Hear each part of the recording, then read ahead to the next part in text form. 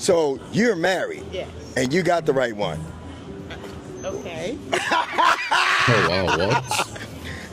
Okay, I so said okay. how long you been married? 38 years.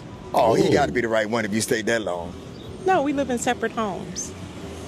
That is the right way to live for Wait, 38 what? years. Wait a minute, wait. How long y'all lived in separate homes? 10. Whoa. And it gets And they're y'all. married. That works for y'all. Fabulous. Where y'all live in different states, No, we live here in Detroit. in different homes. Yes. That's interesting. So how does it work? I'm fascinated. Come You go to Yeah. your home and I go to mine. We don't have to argue. We don't have to yap. It's a good deal. And you trust him? Of course. He trusts you? Of course. How often y'all see each other? All the time. But y'all don't sleep in the same Wow. place unless you want, Yeah.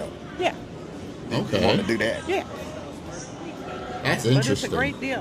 When you My married son is that behind that camera. He taking all this long. in. When you're married that long, it's wonderful. You don't have to get a divorce. Just get in separate houses. Okay. Y'all heard it. When the right one comes, don't have to live under the same roof. That's right. Thank you. This one is very interesting.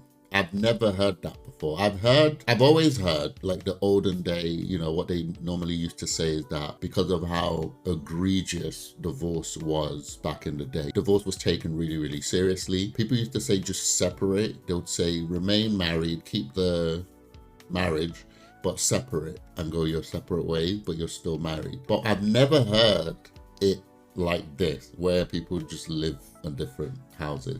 I have heard of people sleeping in different beds, not in a I hate you type of way, just more of the type of people they are, maybe their compatibility, maybe, I don't know, whatever it may be, and they choose to have two separate beds, but they're still in the same room and they still fellowship and do whatever they need to do whenever they want to do that. But this one is interesting. I've never heard that before, where they live in two separate houses and it's not because they hate each other. Is because this is just what works for them. I'm I'm thrown off. That's interesting. I'm wondering. I'm trying to compute how that would work. It also gives even though she did say that she trusts him and he trusts her, it gives so much room for things to go wrong or for things to happen, if that makes sense. And it makes me think that things are happening, even though she said they trust each other, which is interesting. Is it a marriage? I don't think so. But I do think if it works for them,